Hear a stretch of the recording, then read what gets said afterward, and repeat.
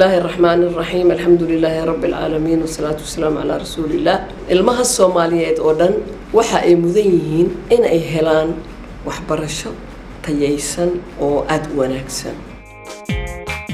waxbarashadu waa mustaqbalkeeni waa aayaheeni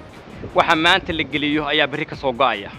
jiilka maanta waxa aynu ku maalgelino ayuuna bari noqonaya baarin loo baahan yahay marka inaan loo kala harin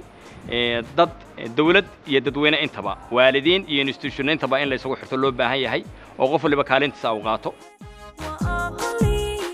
magacaygu waa Sharmaarka Aadan Dhuugow markaan weynaado waxaan jeclahay inaan dhaqtar noqdo si aan wax ugu qabto dhibaatada dalka ka jirta sidaa darteed waxaan u baahanahay inaan helo aqoon wanaagsan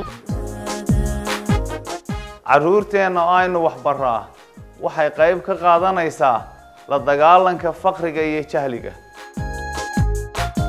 aniga magac ku bilaabay Yuusuf Baarbe waxaan jiraa 12 sano maadaama aan waxbarasho aan rabaa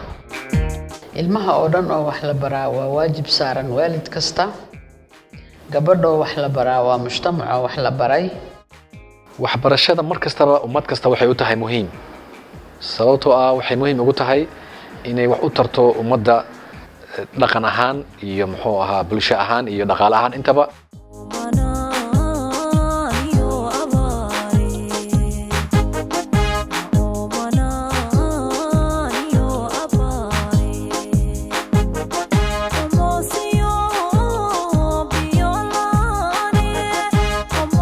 aniga ka macallin ahaan waxaan diyaar u ahay in aan ka ciyaaro doorkayga sidoo dalkan dib ugu dagi lahaa waxbaridda waa xirfad aad u wanaagsan haddana aqabadeeda leh sidaas darteed waxaan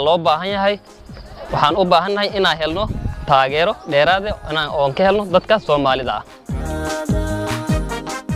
waxa la inooga baahan yahay far ama baro magacay waxa la Mukhtaar Maxamed Ibrahim aniga wax ma barto inaa wax barto waa rabaa ilmaha inaa wax dhigo laakiin daruufta ay kaliftay hooyaday aabiyo oo shaqaysta bismillaahir rahmaanir rahiim magacaygu waa Jibriil Isaaq Abdi burburkii Soomaaliya ka dhacay kadib waxaan kamid ahay dhalinyaradii ku waxbarasho beeshay burburkaasi qoyskaygu way awoodi waayeen inay bixiyaan waxbarashada iskuulka tacliintu waa waxa kaliya oo lagu horumarin karo aadamaha xasiloonina lagu gaari karo waxbarashadu waa wixii aynu kaga bixi lahayn dhibaatada maanta jirta waxa kaliya oo ina ka saari kara waxbarasho waxa loo baahan yahay inaan loo kala harin oo ilmaha lagu dhiirigeeyo inuu iskuul aado iskuulka tayadiisa laga shaqeeyo mustaqbalka dhan waxbarasho uu noqdo